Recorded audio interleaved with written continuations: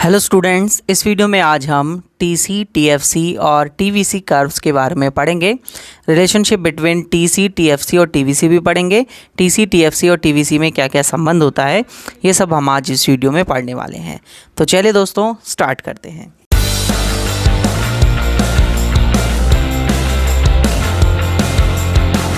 तो दोस्तों, ये वीडियो जो रहेगी वो शॉर्ट रन के लिए रहेगी, ठीक है।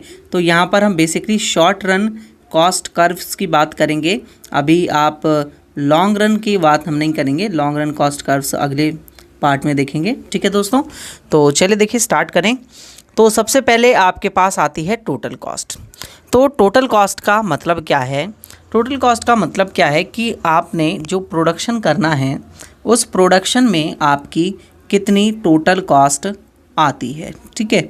यानी कि कुल मिलाकर कितनी आपकी लागत आ रही है। तो जब हम कॉस्ट की बात करते हैं बच्चे, लागत की, तो लागत को हम दो कैटेगरीज़ में डिवाइड करते हैं। पहला हम बोलते हैं अपनी वेरिएबल कॉस्ट। हमारे पास कुछ आती है किसी प्रोडक्ट को बनाने के लिए वेरिएबल कॉस्ट, यानी कि परिवर्ती लागत। और कुछ हमारे पास आती है हमारी फिक्स्ड कॉस्ट। कुछ फिक्स्ड कॉस्ट भी हमें इनकर्ड होती हैं। फिक्स्ड कॉस्ट यानी कि स्थिर लागत, ठीक है, क्लियर। अब जब आप वेरिएबल कॉस्ट की बात करते हैं तो इसका सिंपल सा मतलब होता है ऐसी कॉस्ट जो प्रोडक्शन के बढ़ने पर तो बढ़ जाएगी और प्रोडक्शन के कम होने पर कम हो जाएगी। सपोज दैट मैंने कहा कि मैं 1 यूनिट बनाता हूँ किसी गुड्स की, और उस गुड्स की 1 यूनिट बनाने के लिए 2 यूनिट का लेबर और 2 यूनिट का कच्चा माल रॉ मटेरियल लगता है। तो अगर मैं उसकी 2 यूनिट बनाऊंगा तो 4 यूनिट लगेंगी, 3 यूनिट बनाऊंगा तो 6 यूनिट लगेंगी, और 4 यूनिट बनाऊंगा तो 8 यूनिट लगेंगी। तो इस हिसाब से आपकी कॉस्ट क्या होते जाएगी? बढ़ते जाएगी। पहले आपकी 2 रुपये की कॉस्ट आ रही है, फिर 4 की आ रही है, फिर 6 की आ रही है, फिर 8 रुपये की कॉस्ट आ रही है। तो ऐसी कॉस्ट जो प्रोडक्शन के बढ़ने पर बढ़ती है, प्रोडक्शन के कम होने पर कम होती है, उसे आप वेरिएबल कॉस्ट यानी कि परिवर्ती लागत बोलते हैं। नेक्स्ट आता है आपके पास फिक्स कॉस्ट, स्थिर लागत। नाम से ही पता चल रहा है कि ये फिक्स रहेगा। मतलब अगर आपने 1 यूनिट ऑफ प्रोडक्शन कर रहे हैं तो उसमें आपके पास 2 यूनिट ऑफ प्रोडक्शन कर लें, 3 यूनिट ऑफ प्रोडक्शन कर लें, 4 यूनिट ऑफ प्रोडक्शन कर लें, वो क्या रहेगा? फिक्स रहेगा। अगर 10 रुपये की कॉस्ट आती है तो 10 रुपये की ही रहेगी, इससे ज़्यादा नहीं रहेगी। अब ये ऐसी कॉस्ट कौन सी होती है? ऐसी कॉस्ट होती है आपके पास जैसे आपने रेंट देते हैं, ठीक है, रेंट ऑफ फैक्ट्री का आप रेंट दे रहे हैं। तो आप चाहें तो फैक्ट्री में बिल्कुल भी प्रोडक्शन ना करें, ठीक है, तो भी आपको अगर किराया 10,000 रुपये जाता है आपका फैक्ट्री का किराया,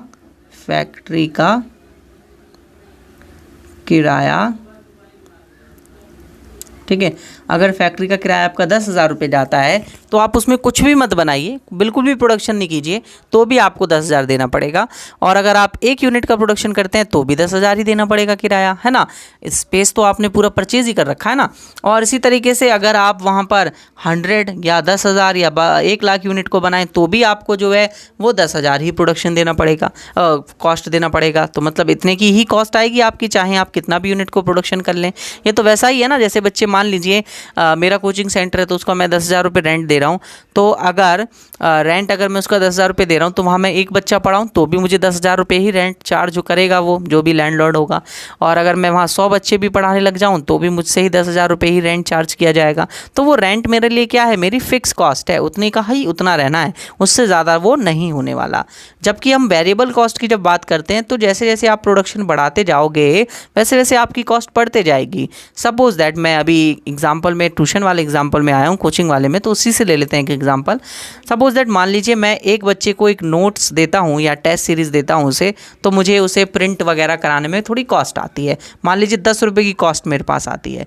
तो अगर मैं एक बच्चा पढ़ाऊँगा तो 10 रुपये की कॉस्ट आएगी, 2 पढ़ाऊँगा तो दोनों बच्चों को देनी पड़ेगी, 20 रुपये की कॉस्ट आएगी, 3 पढ़ाऊँगा बच्चों को तो 30 रुपये की कॉस्ट आएगी, 3 बच्चों को देनी पड़ेगी। तो आप देख रहे हैं जैसे जैसे मैं ज़्यादा यूनिट ऑफ बच्चों को पढ़ा रहा हूँ तो वैसे वैसे मेरे पास क्या हो रही है? मेरी कॉस्ट बढ़ते जा रही है। तो ऐसी कॉस्ट होती है वेरिएबल कॉस्ट, और जो फिक्स रहती है वो होती है आपके पास फिक्स कॉस्ट। वो बढ़ती और घटती नहीं है प्रोडक्शन के बढ़ने और घटने के साथ, ठीक है। तो शायद आपको बहुत अच्छे से डिटेल में ये चीज़ें समझ में आ गई होंगी। तो जब आप बात करते हैं टोटल कॉस्ट की, तो टोटल कॉस्ट को आप हमेशा निकालते हैं total fixed cost plus total variable cost. ठीक है, तो आप जो है वो कुल लागत निकालते वक्त हमेशा याद रखते हैं, ये आपके पास आपकी कुल लागत हो गई। कुल लागत आप निकालते वक्त हमेशा याद रखते हैं कि आपके पास जो है कुल स्थिर लागत कितनी आ रही है, कुल स्थिर लागत कितने की आ रही है, और आपके पास कुल परिवर्ती लागत कितने की आ रही है, कुल परिवर्ती लागत। इन दोनों लागतों को आप जो है वो जोड़ देते हैं और आपके पास टोटल कॉस्ट निकल कर आ जाती है कि टोटल कॉस्ट इतने की है। ठीक है ना। अब देखिए बच्चे, इन दोनों में हम जो है रिलेशनशिप को देखते हैं और इन दोनों के ग्राफ को भी देखते हैं। तो जब आप बात करते हैं टोटल फिक्स्ड कॉस्ट के कर्व की, टीएफसी की, ठीक है, कुल स्थिर लागत की, तो जो आपका टोटल फिक्स्ड कॉस्ट कर्व होगा वो कुछ इस तरीके से होगा। ठीक है, यहाँ पर हम दिखा रहे हैं यूनिट जितनी हमने उत्पादन किया है, और यहाँ पर हम लोग दिखा रहे हैं बच्चे कॉस्ट। ठीक है, तो मान लीजिए मैंने 10 रुपये की कॉस्ट आती है, तो एक यूनिट प्रोडक्शन बनाने पे, 2 पे भी, 3 पे भी, 4 पे भी और 5 पे भी मेरी कॉस्ट क्या है, इक्वल रहती है, टोटल फिक्स कॉस्ट इक्वल रहती है। प्रोडक्शन बढ़ाओ या प्रोडक्शन को कम करो, तो आपके पास जो टीएफसी कर्व होगा वो पैरेलल टू एक्स एक्सिस होगा, पैरेलल टू एक्स एक्सिस होगा। इसी तरीके से अगर आप 0 यूनिट भी बनाते हैं तो भी आपके पास 10 ही रुपये की कॉस्ट आनी है ना, कुछ भी मत बनाओ भाई, किराया तो देना ही देना पड़ेगा। इसी तरीके से आपके पास होती है टोटल वेरिएबल कॉस्ट यानी कुल परिवर्ती लागत, टीवीसी कर्व। तो टीवीसी कर्व आपके पास कुछ इस तरीके का मिलेगा, ज़रा ध्यान से देखिएगा आप सभी, कुछ इस तरीके से आपको मिलेगा। क्यों मिलेगा, इसका बहुत बड़ा रीज़न है ना। जिस बच्चे ने प्रोडक्शन वाला चैप्टर पढ़ा होगा वो समझ गया होगा। देखिए, जो आपके पास वेरिएबल कॉस्ट कर्व होता है, टोटल वेरिएबल कॉस्ट कर्व, वो आपके पास थोड़ा सा ऊपर से ऐसे जाएगा। क्यों जाएगा, उसका सीधा सीधा रीज़न ये है। आप मुझे ये बताइए कि जैसे जैसे आप प्रोडक्शन को बढ़ाते जाएंगे, जैसे जैसे आप प्रोडक्शन को ज़्यादा करेंगे, वैसे वैसे आपकी कॉस्ट भी बढ़ेगी, बट आपकी कॉस्ट जो है वो कुछ लॉ के अकॉर्डिंगली बढ़ेगी। जैसे आपने पिछली वीडियो में, पिछले चैप्टर में आपने पढ़ा होगा लॉ ऑफ वेरिएबल प्रोपोर्शन। उसमें क्या होता था, परिवर्ती अनुपात के नियम, कि आप जब जैसे जैसे फैक्टर्स को लगाते थे, साधनों की यूनिट को लगाते थे, लेबर को आप लगाते जाते थे, तो आपके पास टोटल प्रोडक्शन बढ़ता था, कुल उत्पादन बढ़ता था। पहले वो कैसी रेट पर बढ़ता था, बढ़ती दर पे बढ़ता था। यानी कि इसका मतलब क्या हुआ, देखिए बच्चे ध्यान से समझेंगे सभी, कि जब आपने एक यूनिट, यहाँ पर मैं यूनिट लेबर की ले रहा हूँ तो QL लिख देता हूँ, एक यूनिट लेबर आपने लगाया तो आपके पास टोटल प्रोडक्शन निकल के आया 10। जब आपने 2 लेबर लगाया तो आपके पास टोटल प्रोडक्शन निकल के आया 22 यूनिट। ठीक है, जब आपने 3 लेबर लगाया तो आपके पास टोटल प्रोडक्शन निकल के आया 36 यूनिट। इसका मतलब है एक लेबर को अगर आप 100 रुपये देते हैं, एक लेबर को आप यहाँ पर 100 रुपये देते हैं, तो 2 लेबर को आप 200 देंगे, 3 लेबर को आप 300 रुपये देंगे, जाहिर सी बात है ना। तो एक्स्ट्रा एक 100 रुपये खर्च करने पर आपके पास कितनी यूनिट का प्रोडक्शन बढ़ जाता है, 12 यूनिट का प्रोडक्शन बढ़ जाता है। तो पहले जो है, देखिए ध्यान से समझिएगा, पहले जो आपके पास कॉस्ट आ रही थी, देखिए मैं कलर्स भी चेंज कर देता हूँ, पहले 10 यूनिट का 100 रुपये की कॉस्ट आ रही थी। इसका मतलब है कि आप यहाँ से निकाल लेंगे, 100 रुपये की कॉस्ट आ रही है, 10 यूनिट बना रहा है वो लेबर, तो इसका मतलब है 10 रुपये एक यूनिट पे कॉस्ट आ रही है। इसी तरीके से जब आपने 2 लेबर लगा दिए, ठीक है, तो आपके पास अब कॉस्ट कितने की आ रही है, आपके पास कॉस्ट आ रही है 200 रुपये की, और यूनिट कितना प्रोड्यूस हो रहा है, यूनिट प्रोड्यूस हो रहा है अब 22। ठीक है, तो हम बात कर लेते हैं कि कितना एक्स्ट्रा हुआ। तो एक्स्ट्रा मैंने 100 रुपये खर्च किए और एक्स्ट्रा 12 यूनिट का प्रोडक्शन हुआ, तो आपके पास 100 रुपये में अगर आप 12 से इसको डिवाइड दे देंगे तो आपके पास 12×96 और 83 समथिंग आएगा, 8.3 समथिंग आएगा, 83 नहीं दोस्तों, 8.3 समथिंग आएगा। इसका मतलब क्या हुआ कि पहले आपको हर यूनिट पे कॉस्ट आ रही थी आपकी 10 रुपये, अब आपको हर यूनिट पे कॉस्ट कितनी की आ रही है, 8.3 की। इसी तरीके से अब आप यहाँ देखिए, यहाँ पर आपने कितनी एक्स्ट्रा कॉस्ट लगाई, दोबारा 100 रुपये की एक्स्ट्रा कॉस्ट लगाई, उससे आपका प्रोडक्शन कितनी यूनिट एक्स्ट्रा बढ़ गया, 14 यूनिट का एक्स्ट्रा बढ़ गया। तो अब आपके पास एक यूनिट की कॉस्ट कितनी आएगी, यहाँ से निकाल लेंगे आप, इसको निकालेंगे तो आपके पास ये लगभग 70 और 2 और, ठीक है, 7 पॉइंट समथिंग आएगा। ठीक है, 7.5 समथिंग आएगा। तो आप देख सकते हैं अब आपकी कॉस्ट और क्या हो गई, कम हो गई। ठीक है, लेकिन जब आपके पास पता है कि ये तो होता है आपके पास इंक्रीजिंग रिटर्न, इसी तरीके से आपने और लेबर की यूनिट बढ़ाई तो आपके पास पता है प्रोडक्शन जो है अब डिक्रीजिंग रेट पर बढ़ता है। याद करिए टोटल प्रोडक्शन कर्व, वहाँ पर पूरा खेल छुपा हुआ है, ठीक है ना। फिर टीपी जो है increase at a decreasing rate होता था, टीपी बढ़ती दर और घटती दर से बढ़ता था, तो आपके पास अब प्रोडक्शन की कॉस्ट क्या होने लगेगी, बढ़ने लगेगी। तो ये वाला एरिया आप देख रहे हैं, यहाँ तक का एरिया, इसके नीचे वाला पार्ट, तो ये एरिया पूरा शो कर रहा है कि आपके पास टोटल प्रोडक्शन यहाँ पर इंक्रीजिंग रेट पर इंक्रीज हो रहा था, इस वजह से आपके पास लेस कॉस्ट आ रही थी, मतलब कम से कम आपकी लागत आ रही थी। इससे वजह से आपका वेरिएबल कॉस्ट कर्व जो है वो घटती दर से बढ़ रहा था। बढ़ तो रही थी कॉस्ट, बट उसकी बढ़ने की जो रेट थी वो क्या थी, डिक्रीजिंग थी। इसी तरीके से आप यहाँ पर देखें, यहाँ पर आपकी कॉस्ट क्या हो रही है, अब बढ़ती दर से बढ़ रही है। अब कैसे बढ़ रही है, बढ़ती दर से बढ़ते जा रही है। क्यों, क्योंकि आपका टोटल प्रोडक्शन अब डिक्रीजिंग रेट पर डिक्रीज हो रहा है, और फिर लास्ट में आपका टोटल प्रोडक्शन डिक्रीज हो जाता था तो कॉस्ट आपकी इंक्रीज होते चली जाएगी। तो ये पूरा शेप है टीवीसी कर्व का, जो आप अच्छे से समझ गए होंगे, है ना बच्चे, क्लियर। अब देखिए इन तीनों में रिलेशन क्या है, ठीक है। तो आप सभी टॉपिक डालिए, रिलेशनशिप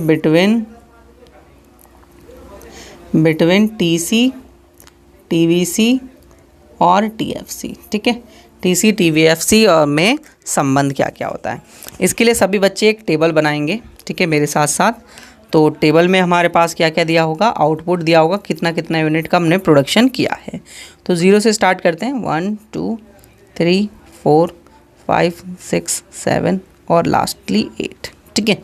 इसके बाद आपके पास फिक्स कॉस्ट है, तो मैंने एफसी लिख दिया उसे, ठीक है। टोटल फिक्स कॉस्ट ही है, टीएफसी लिख सकते हैं आप इसे, टीएफसी। और आपको पता है ये फिक्स है, तो मैंने ये 10 रुपये ले ली, और ये आपको पता है हर यूनिट पे क्या रहती है, फिक्स रहती है, उससे ज़्यादा ये नहीं आएगी, तो 10 रुपये की कॉस्ट हो गई। नेक्स्ट इसके बाद आप वेरिएबल कॉस्ट ले लेंगे, तो टीवीसी ले लिया हमने, परिवर्ती लागत। आपको पता है परिवर्ती लागत बढ़ती है जैसे जैसे यूनिट का प्रोडक्शन होता है, ठीक है। ये फिर 24, फिर 28, फिर 32, 38, 46, 46 और 62, ठीक है। अब आप इसके टोटल कॉस्ट जब निकालते हैं टीसी, तो आपको पता है टीवीसी में आप प्लस कर देते हैं टीएफसी को, दोनों को जोड़ देते हैं। तो ये तो 10 आ गया, 20, 28, 34, 38, 42, 48, 56 और 72, ठीक है। अब देखिए आप यहाँ पर हम इसको नीचे ग्राफ बना देंगे इसका, तब और अच्छे से आपको समझ में आएगा। तो एक्स एक्सिस पे हम लोग दिखाएंगे अपना आउटपुट का लेवल यानी कि क्यू, और यहाँ दिखाएंगे हम लोग अपनी कॉस्ट, ठीक है। तीनों कॉस्ट को दिखाएंगे। तो आपको पता ही है इसकी वैल्यूज़ क्या क्या थी, तो मैं वैल्यूज़ के हिसाब से ग्राफ को भी बना सकता हूँ और बिना वैल्यू को भी बता सकता हूँ, ठीक है, कोई दिक्कत वाली बात नहीं है। तो मैंने 10-10 का डिफरेंस यहाँ पर लेकर इसको बना दिया है, ठीक है। 10, 20, 30, 40, 50, 60 और 70, ठीक है। और लो 80 भी बना दिया, ठीक है। इसके बाद आपके पास कॉस्ट 1 2 3 इस तरीके से आ रहा था, 0 0 1 2 3 4 5 6 7 8 यूनिट का तक बना रहे थे आप, है ना, ठीक है बच्चे। अब आपको पता है कि फ़िक्स कॉस्ट तो क्या है, फिक्स है, 10 ही 10 है ना हर यूनिट पर। तो आपके पास फिक्स कॉस्ट जो है वो उसका कर्व इस तरीके से पैरेलल टू एक्स एक्सिस चला जाएगा, ये, ठीक है, दैट्स इट। ये हो गया आपके पास आपका टीएफसी कर्व। इसी तरीके से अब आप बनाएंगे अपना टीवीसी कर्व और टीएफसी कर्व। तो जब आप टीवीसी कर्व की बात करेंगे तो 0 यूनिट पर आपके पास 0 आपके पास कॉस्ट आएगी, ठीक है। और ये जो है वो इस तरीके से ऊपर की ओर बढ़ता हुआ जाएगा। मैं एक बार देख लेता हूँ कितना कितना कॉस्ट है। 0 पर 0, 1 पर 10 और 2 पर 18। तो मैं इसी हिसाब से बनाऊँगा ना, थोड़ा सही लगेगा। 1 पर 10, 2 पर 18, ठीक है। रुक जाइए दोस्तों, मैं एक बार और इसे फ्रीली बनाता हूँ, ठीक है। थोड़ा सा शेप बेकार आ रहा है, इसको थोड़ा सा और सही करेंगे, ये, दैट्स इट। आपके पास ये हो गया आपका टीवीसी कर्व। आप पॉइंट पॉइंट लेकर बना लीजिएगा, ऐसा ही बनेगा, ठीक है। और थोड़ा सा इम्प्रूव हो सकता है क्योंकि मैंने तो बस जल्दी में बनाया हुआ है। और ये मैंने अगेन बना दिया आपका टीसी कर्व, ठीक है। और ये बिल्कुल पैरेलली जाएगा, उसका बहुत बड़ा रीज़न है, अभी दूंगा मैं आपको, ठीक है। तो ये बन गया आपके पास आपके कॉस्ट कर्व तीनों। अब देखिए ध्यान से देखिएगा बच्चे, पहला रिलेशन क्या है। पहला रिलेशन ये है कि जब आप 0 यूनिट का प्रोडक्शन करते हैं तो वहाँ पर टीसी और टीएफसी दोनों इक्वल होते हैं। बिल्कुल देख सकते हैं आप सभी, जब आपने 0 यूनिट प्रोडक्शन करा तो इस पॉइंट पर आप देखें टीसी और टीएफसी पॉइंट एक ही है, ठीक है। क्यों है देखिए, टीसी इक्वल्स टू होता है टीएफसी प्लस टीवीसी। अब आपने जब यूनिट बनाई ही नहीं है, क्या वेरिएबल कॉस्ट आएगी, क्या परिवर्ती लागत आएगी? नहीं आएगी। तो केवल आपकी फिक्स कॉस्ट आएगी, जो आप रेंट वगैरह दे रहे हैं। तो टोटल कॉस्ट कितनी आ जाएगी? 10 आ जाएगी, जो कि किसके इक्वल होगी? फिक्स कॉस्ट के इक्वल होगी। क्लियर है, सिंपल है। आपका दूसरा है यहाँ पर पॉइंट कि टीएफसी कर्व जो है वो पैरेलल टू एक्स एक्सिस होता है, क्योंकि वो फिक्स रहता है। सिंपल सी बात है। अब यहाँ पर हमारे पास सेकंड थर्ड पॉइंट आप लिखेंगे कि जो टीवीसी है और जो टीसी कर्व है वो दोनों पैरेलली आगे की ओर बढ़ते हैं, पैरेलली आगे की ओर बढ़ते हैं। आप देख भी सकते हैं, मैंने बनाया भी है। पैरेलली ये जो है वो क्या हो रहा है? आगे की ओर बढ़ते जा रहा है, ठीक है। पैरेलली जब ये आगे की ओर बढ़ते जा रहा है तो इसका सिंपल सा मतलब देखिए क्या होता है कि टीसी और टीएफसी प्लस टीवीसी आपके पास इक्वेशन होती है ना ये। तो अब आप देखें कि यहाँ पर इन दोनों के बीच में, टीसी और टीवीसी के बीच में आपके पास टीएफसी आ रहा है, और टीएफसी कितना है? 10 है हमेशा। तो सपोज दैट ये मैंने लिया 1, तो ये आपके पास निकल के आया 11, और ये तो 10 है ही। अगर मैंने ये 2 ले लिया तो ये कितना निकल के आ जाएगा? 12, और ये तो 10 है ही। अगर यहाँ मैंने 3 ले लिया तो ये कितना निकल के आ जाएगा? 13। तो आप अगर देखें तो टोटल कॉस्ट और टोटल वेरिएबल कॉस्ट के बीच में हमेशा 10 आ रहा है, और वो 10 हमेशा क्या है? इक्वल है। तो इसका मतलब क्या है कि जब हम टीसी और टीवीसी कर्व के बीच का डिफरेंस देखेंगे तो वो ऑलवेज कितने के इक्वल होगा? 10 के इक्वल होगा, जो कि क्या होगी? टीएफसी होगी। और टीएफसी हमेशा क्या होती है? फिक्स होती है, स्थिर होती है। और जब टीएफसी फिक्स होती है तो आपके पास जो टोटल कॉस्ट और टोटल वेरिएबल कॉस्ट कर्व हैं, यानी कि आपके पास कुल लागत और कुल परिवर्ती लागत वक्र हैं, वो दोनों हमेशा जो है पैरेलल होंगे एक दूसरे के। बिल्कुल जाहिर सी बात है, वो दोनों एक दूसरे के पैरेलली आगे की ओर बढ़ते जाएंगे, ठीक है। और टीसी और टीवीसी कर्व का दोनों का शेप एक जैसा ही होता है, क्योंकि दोनों जो है लॉ ऑफ वेरिएबल को प्रोपोर्शन को फॉलो करते हैं, यानी कि आपका परिवर्ती अनुपात के नियम को पूरा तरीके से लागू करते हैं, ठीक है। ये मैंने आपको बताया भी होगा, तो आपको समझ में आया होगा। मैंने बहुत डिटेल में चीज़ें आप सभी को समझाई हैं। तो नेक्स्ट वीडियो में मिलते हैं दोस्तों। इसी तरीके की वीडियो लेक्चर्स को देखने के लिए आप सभी अध्ययन क्लासेस ऐप को डाउनलोड करेंगे, क्योंकि आप सभी को पता है अध्ययन क्लासेस ऐप पर आप सभी को सारे के सारे वीडियो लेक्चर्स जो हैं वो अवेलेबल हो जाते हैं। ज़्यादा जानकारी के लिए आप मुझे मेरे इस नंबर पर कांटेक्ट कर सकते हैं, जिससे मैं आपको सारी की सारी इन्फॉर्मेशन प्रोवाइड करा दूँ कोर्स के रिगार्डिंग, ठीक है दोस्तों। नेक्स्ट वीडियो में मिलते हैं। इसी तरीके से वीडियो को देखते रहें और लाइक शेयर एंड सब्सक्राइब ज़रूर कर दें।